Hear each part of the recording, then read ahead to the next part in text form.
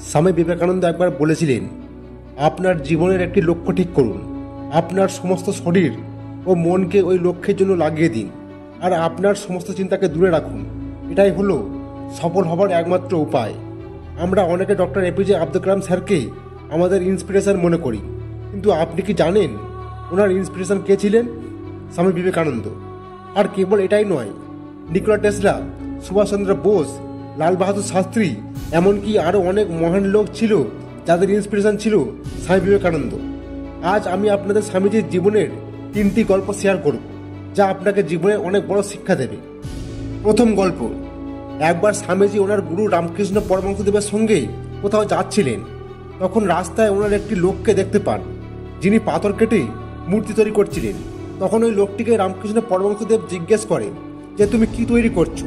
তখন ওই লোকটি বলে, আমি একটি রাজার মূর্তি তৈরি করছি।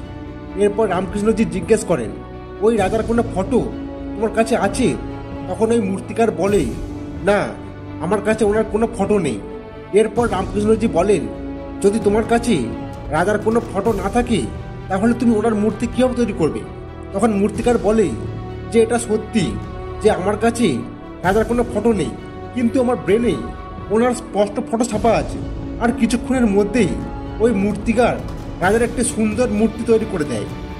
স্বামীজি এইসব কিছু নিজের চোখেই দেখছিলেন, আর তখন উনি ওনার জীবনের কিছু প্রশ্নের উত্তর পেয়ে যান।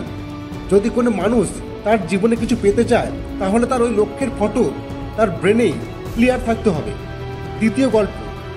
একবার স্বামীজি নদী পার হবে বলে নদীর ধারে দাঁড়িয়েছিলেন। তখন এক সাধু এসে ওনাকে জিজ্ঞেস করে যে, আপনি কি স্বামী বিবেকানন্দ? স্বামীজি বলেন, জি হ্যাঁ, আমি স্বামী বিবেকানন্দ। তখন সাধু জিজ্ঞেস করে যে, স্বামীজি আপনি এখানে কি করছেন? তখন স্বামীজি বলেন, আমি নদীর ওই পারে যেতে চাই, আর আমি নৌকার অপেক্ষা করছি। তখন সাধু বলেন, আপনি এত মহান একটি মানুষ, এত জ্ঞানী একটি মানুষ, কত লোক আপনাকে তাদের ইন্সপিরেশন মনে করে, আর আপনি একটা নদী পার করতে পারছেন না। দেখুন, আমি আপনাকে নদী পার করে দেখাচ্ছি। এরপর সাধু জলে নেবে নদীকে পার করে আর পুনরায় ফিরে আসে আর বলে, দেখুন, আমার কাছে এত শক্তি আছে, এত ট্যালেন্ট আছে, তারপরেও আমাকে কেউ চেনে না। আর আপনার কাছে কোনো শক্তিও নেই, কোনো ট্যালেন্টও নেই, তারপরেও সবাই আপনাকে চেনে। তখন স্বামীজি একটু হাসে আর ওই সাধুকে জিজ্ঞেস করে যে, তোমার এই বিদ্যা শিখতে কত বছর সময় লেগেছে? সাধু বলে যে 15 বছর। আর ততক্ষণে স্বামীজির নৌকাও চলে আসে। স্বামীজি ওই সাধুকে নিয়ে নৌকায় উঠে পড়ে আর দুজনেই নদী পার হয়ে যায়। এরপর স্বামীজি পকেট থেকে 1 টাকা বের করে ওই মাঝিকে দিয়ে দেয়, অর্থাৎ দুজনের 50-50 পয়সা করে 1 টাকা। এরপর স্বামীজি ওই সাধুকে বলে, যে কাজ তুমি 50 পয়সা দিয়ে করতে পারতে, সেটা শেখার জন্য তুমি তোমার জীবনের 15টা বছর নষ্ট করে দিয়েছো। আর যদি এই 15টা বছর তুমি সমাজে ভালো কাজের জন্য ব্যবহার করতে, তাহলে আজ তোমাকেও সারা পৃথিবী চিনত। আর আমি এটাই করেছি, তাই আজ আমাকে সারা পৃথিবী চেনে, আর তোমাকে কেউ চেনে না। একইভাবে ওই সাধুর মতোই আজ হাজারো লোক এমন কিছুতে নিজের দিন, সপ্তাহ, মাস ও বছরকে নষ্ট করে দেয়, যা তার জীবনের কোনো কাজেরই নয়।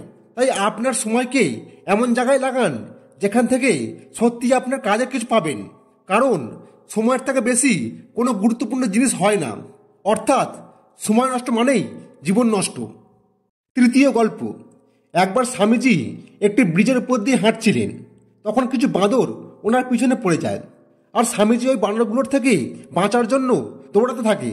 স্বামীজি যত দৌড়ায়, বানরগুলো তত জোরে দৌড়াতে থাকে। তখনই একটি লোক স্বামীজিকে বলে, তুমি ভয় পেও না, ওদের মোকাবিলা করো। তুমি যত বেশি এদের ভয় পাবে, এরা তত বেশি তোমাকে ভয় দেখাবে। এরপর স্বামীজি পিছন ফিরে দাঁড়ায় আর রাগ দেখিয়ে বানরগুলোকে জোরে চিৎকার করে। তখন সমস্ত বানরগুলো সেখান থেকে পালিয়ে যায়। ওই বানরগুলোর মতোই হলো আমাদের নেগেটিভ চিন্তা, যাকে আমরা ভয় পাই। আর যত বেশি আমরা ভয় পাবো, এরা আমাদের তত বেশি ভয় দেখাবে।